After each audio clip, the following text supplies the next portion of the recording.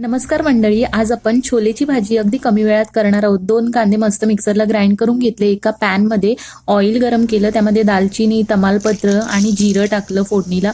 त्यानंतर कांद्याची पेस्ट केलेली ती टाकली, मस्तपैकी भाजून घेतली हिला। आणि सर्व पाणी संपल्यानंतर त्यामध्ये आपण ऍड केलेला आहे आलं लसूण मिरचीची पेस्ट आणि टोमॅटो प्युरी। आता ह्याला पण प्रॉपर आपण शिजवून देणार आहे। यानंतर आपण याच्यामध्ये सुके मसाले टाकले, हळद टाकली, त्यानंतर घरचा केलेला तिखट मसाला टाकलेला आहे। त्यानंतर यामध्ये आपण धने जिरे पावडर 2 चमचे ऍड करणार आहोत आणि चिकन मसाला ऍड केलेला आहे मी, आणि काश्मीरी लाल मिरची पावडर। आता हे मसाले पण प्रॉपर प्युरी मध्ये मिक्स केले। ह्याला एक 5 ते 10 मिनिटं आपण मस्त कुक केला आणि आता कुक केलेले काबुली चणे यामध्ये ऍड केले। वरतून मीठ टाकलं आणि 5 ते 10 मिनिटं भाजी शिजू दिली।